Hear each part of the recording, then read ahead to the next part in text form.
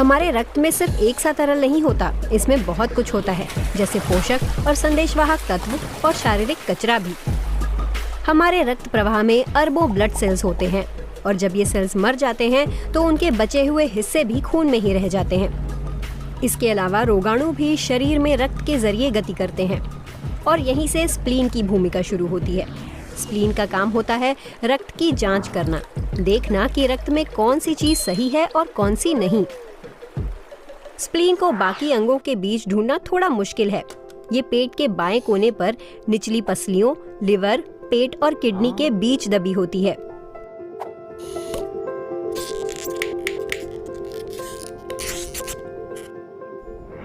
ये सिर्फ 10 सेंटीमीटर या उससे जरा सी बड़ी होती है।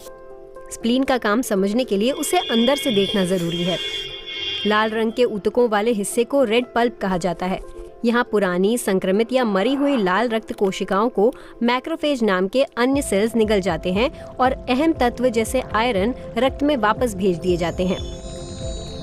बोन मैरो में इनकी मदद से नई लाल रक्त कोशिकाएं बनाई जाती हैं, लेकिन गर्भ के 6ठे महीने तक स्प्लीन भी नए रेड ब्लड सेल्स बनाती है।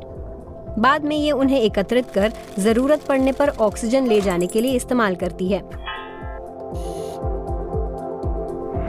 व्हाइट पल्प का ऊतक लिम्फ नोड्स के ऊतक जैसा होता है।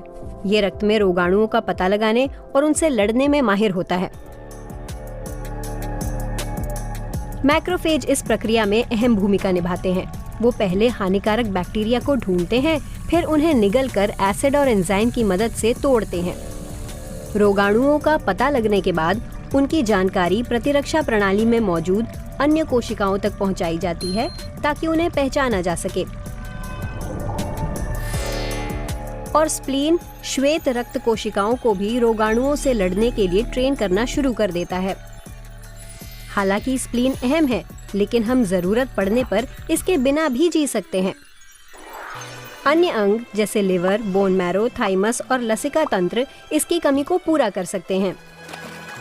लेकिन जिनकी स्प्लीन निकाल दी जाती है, उनका इम्यून सिस्टम कमजोर हो जाता है और बीमारियों का खतरा बढ़ जाता है।